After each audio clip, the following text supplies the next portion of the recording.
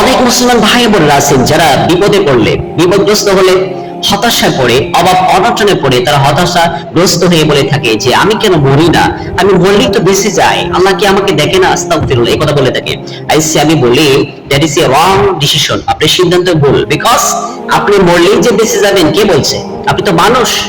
জিন এবং মানুষ হচ্ছে আল্লাহ তাআলার সৃষ্ট সেরা জীব। তাদেরকে আল্লাহ তাআলা তার ইবাদত করার জন্য সৃষ্টি করেছেন। মা খালাকুল জিন্না ওয়াল ইনসা ইল্লা লিয়াবুদুন। আল্লাহ তাআলা মানুষ এবং জিন জাতিকে তার দাসত্ব করার জন্য, তার পথে চলার জন্য আল্লাহ তাআলা সৃষ্টি করেছেন, যা অন্য কোনো প্রাণীকে আল্লাহ তাআলা এই জন্য আল্লাহ তাআলা সৃষ্টি করেন নাই। অন্য প্রাণী মারা গেলে তারা শেষ হয়ে যাবে, তারা ফিনিশ হয়ে যাবে, তাদের কোনো দুশ্চিন্তা নাই, কোনো টেনশন নাই। বাট কিন্তু মানুষ সে পৃথিবীতে পরীক্ষারত অবস্থায় আছে। এই পরীক্ষা দেওয়া অবস্থায় তার বালা মুসিবত আসবে, হতাশাও হবে, এটাই স্বাভাবিক। দ্যাট ইজ সিম্পল সাবজেক্ট, সাধারণ একটা বিষয়, সাধারণ একটা ইস্যু। পরীক্ষার সম্মুখীন হয়ে বাধাগ্রস্ত হবেন, বিপদ আপদ আসবে, হতাশা আসবে, এটা আসবেই। কারণ রাসূলুল্লাহ সাল্লাল্লাহু আলাইহি ওয়াসাল্লাম বলেছেন দুনিয়া সিজনুল মুমিন ওয়া জান্নাতুল কাফির। দুনিয়া হচ্ছে মুমিনদের জন্য জেলখানা এবং কাফিরদের জন্য বেহেশতখানা। তার মানে দুনিয়াতে আপনি পরীক্ষা দেওয়ার জন্য আপনি আসছেন এই পৃথিবীতে। জিন এবং ইনসানকে আল্লাহ তাআলা দুনিয়াতে আল্লাহ তাআলা তাদেরকে হায়াতে মৃত্যু দিয়েছে। আল্লাহ খালাকাল মাউতা ওয়াল হায়াতা লিয়াবলুকুম আইয়ুকুম আহসানু আমালা। আল্লাহ তাআলা বলেন যে আমি হায়াতে মৃত্যু সৃষ্টি করেছি শুধুমাত্র কেবলমাত্র কে তোমাদের ভিতরে ভালো ভালো আমল করতে পারে, কে স্যাক্রিফাইস করতে পারে, আল্লাহ তাআলার জন্য কে কি কাজ করতে পারে। এই জন্য আল্লাহ তাআলা হায়াত ও মৃত্যু সৃষ্টি করেছেন মানুষের এবং জিনের। এই মানুষ এবং জিন জাতি যখন মারা যাবে, তাদের কিন্তু এই মারা যাওয়ার পরে, ইন্তেকাল করার পরে কিন্তু তাদের জীবন শেষ নয়, আপনার জন্য আরেক কাল রয়েছে। এই জন্য আপনি বলেন যে আমি মরলেই বাঁচি, আমি তো মরে গেলেই তো বাঁচি, এত এত জ্বালা যন্ত্রণা অথবা বিপদগ্রস্ত হতাশা হয়ে এই কথা বলে থাকে যে আমি মরলেই বাঁচি। না, আপনি মরলেই বাঁচবেন না।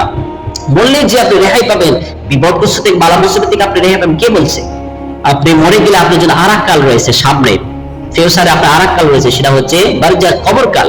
এই কবরের ভিতরে আপনি যে পৃথিবীতে যে পরীক্ষা দিলেন, এই পরীক্ষা ভাইবা দিতে হবে, মৌখিক পরীক্ষা দিতে হবে। কিরামান কাতিবিন ইয়ালামুনা মা লা তাফআলুন। আপনি যা করেছেন এই কিরামান কাতিবিন সংরক্ষিত রেখেছেন। এরপরে আপনার কবর ভিতরে ভাইবা দিতে হবে। কবর ভাইবা কি? মা রব্বুকা, মুনকার নাকির এসে বলবে মা রব্বুকা মা দীনুকা নাবিয়ুকা, তোমার রব কে, তোমার দিন কি, তোমার নবী কে। এই তিনটি প্রশ্ন সম্মুখীন হবে প্রত্যেক মানুষই হবে।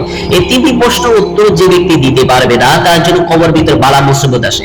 তার কবরের ভিতরে বিপদ, শুধু বিপদ আর বিপদ, হতাশাগ্রস্ত, সে বিপদ পড়বে, সে জাহান্নামে, সে তার কবরটা হবে জাহান্নামের টুকরা, নাউজুবিল্লাহ। আর যে ব্যক্তি এই তিনটা প্রশ্ন দিতে পারবে, তার জন্য কবর হবে জান্নাতুল বালাখানা, জান্নাতুল বাগিচা হয়ে যাবে। সুবহানাল্লাহ।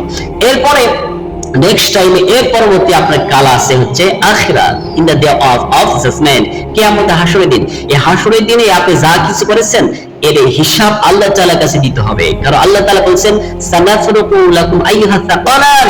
মানুষ এবং জিন জাতিকে আল্লাহ তাআলা তাদেরকে হিসাব মুখী করার জন্য আল্লাহ তাআলা তাদের সমীক্ষা করবে। আল্লাহ তাআলা সূরা রহমানে বলেন, আল্লাহ তাআলা সূরা রহমান 31 নম্বর আয়াতে বলেছেন সানাফরুকু লাকুম আইয়ুহা সাকালান। আল্লাহ তাআলা প্রত্যেক মানুষ এবং জিন জাতিকে তাদের হিসাব নিকেশের জন্য আল্লাহ তাআলা তাদেরকে ডাকবেন। আল্লাহ তাআলা বলবেন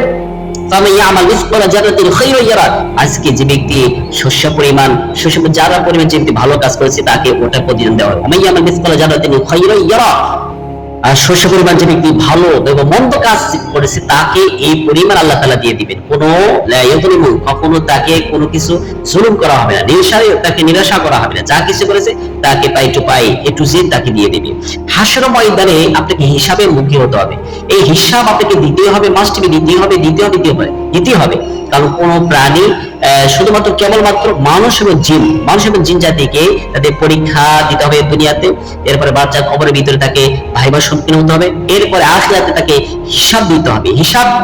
হিসাবে যদি ফামান সাকালাত মাওয়াজিনু ফাহুয়া ফি আইশাতির রাদিয়া, হিসাব দিয়ে যদি তার নেকি পাল্লা যদি ভারী হয় তাহলে জান্নাতে যাবে। ওয়া মান খাফাত মাওয়াজিনু ফাহুয়া হাবিয়া, আর নেকি পাল্লা যদি হালকা হয়ে যায় সে হাবিয়া নামে দোজখে যাবে। তার মানে হাসর ময়দানে হিসাব দিয়ে হয়তো তাকে জান্নাতে যেতে হবে অথবা জাহান্নামে যেতে হবে। এরপরে আপনার জন্য জান্নাত জাহান্নাম আছে।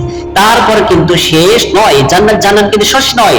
জান্নাত জাহান্নাম হচ্ছে হুম ফিহা খালিদ, চিরস্থায়ী, এখানে কোনো শেষ নেই। তাহলে আপনি বলতেছেন যে হতাশাগ্রস্ত হয়ে বিপদে পড়ে বলেছি আমি কেন মরি না, মরেই তো বেঁচে যাই, মরেই তো আমি খালাসটা। আপনার জীবনে আপনি দুনিয়ার জগৎ থেকে আবার যা কবর জগৎ আছে, এরপরে আখিরাত আছে, আখিরাতে হিসাবমুখী হওয়ার পরে এরপর আপনার জান্নাত জাহান্নাম আছে। সো আল্লাহ তাআলা আমাদের আল্লাহ তাআলা শুধুমাত্র কেবলমাত্র এই পৃথিবীতে যেরকম মানুষকে আল্লাহ তাআলা তার ইবাদত করার জন্য সৃষ্টি করেছেন, তার প্রতিনিধি হিসেবে সৃষ্টি করেছেন, তাকে হিসাবমুখী হতে হবে, তাকে জান্নাত জাহান্নামে যেতে হবে, আল্লাহ তাআলা কাতারে আসামি হয়ে দাঁড়াতে হবে, শুধুমাত্র কেবলমাত্র মানুষ এবং জিন জাতিকে।